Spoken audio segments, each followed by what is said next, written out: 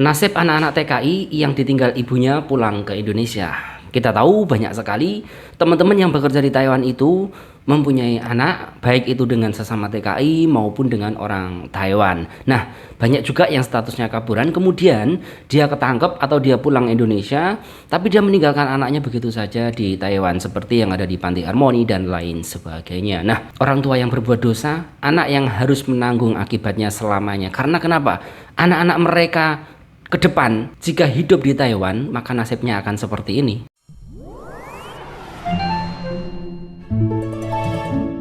Nah, teman-teman semuanya, kita sering membahas tentang bayi gelap atau bayi yang dilahirkan oleh pekerja migran tanpa status nikah di Taiwan ya.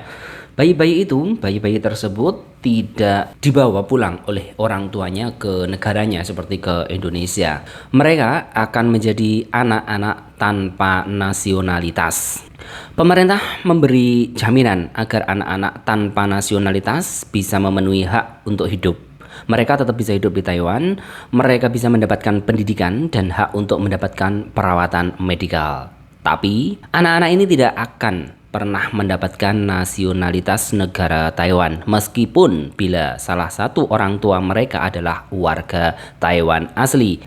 Selama apapun dia tinggal di Taiwan dan dengan tidak memiliki status warga Taiwan, tentu tidak bisa memiliki hak yang dimiliki oleh warga Taiwan. Adakah cara agar anak-anak tersebut menjadi warga Taiwan? Ada, tapi rumit sekali. Orang tuanya yang merupakan warga negara lain harus membawa anaknya kembali dulu ke negaranya, menjalani prosedur, setelah itu baru dibawa kembali ke Taiwan dan melakukan tes DNA, lanjut menjalankan prosedur di Taiwan agar anak itu menjadi warga Taiwan. Repot, tapi bukan gak mungkin. Tetap aja bisa. Tanpa nasionalitas di negara orang, hak-hak seperti asuransi kesehatan, asuransi lain-lain, pendidikan di atas 18 tahun, pekerjaan, pegawai negeri, sertifikat, dan lain sebagainya, semua hak di atas harus memiliki nomor identitas baru bisa didapatkan. Kalau tidak, kasihan hidup mereka di sana. Mereka bahkan tidak bisa mendapatkan perlindungan hukum saat menikah nanti. Seorang anak yang tidak memiliki nasionalitas awalnya tidak merasa ada kerugian apapun. Tapi saat ia akhirnya tidak bisa ikut kegiatan kelulusan karena tidak bisa membeli asuransi, ia merasa akan sangat sedih dan berbeda dengan orang lain. Teman-teman pahlawan Devisa Negara, berhati-hatilah saat memenuhi kebutuhan kalian, kebutuhan itu.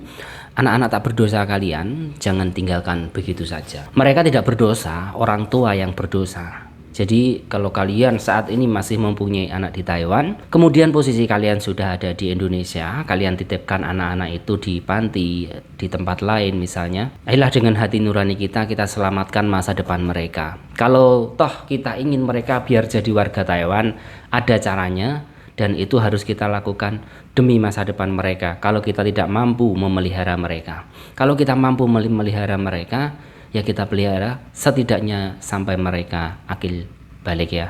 Jadi ayam saja, dia akan melindungi anak-anaknya yang masih kecil sampai anak itu mati baru ditinggal, atau anak itu dewasa baru dibiarkan hidup sendiri. Nah, ini manusia, anak manusia yang ia tidak tahu apa-apa, ia tidak berdosa, ia tidak haram, orang tuanya yang haram. Kemudian ia dilahirkan di dunia dengan kondisi seperti ini. Saya yakin jika ada pilihan untuk mereka, mereka tidak akan memilih seperti ini. Mereka akan memilih hidup menjadi rafathar. Tapi semuanya ini adalah takdir, keterpaksaan. Maka yang bertanggung jawab semuanya ini adalah orang tuanya.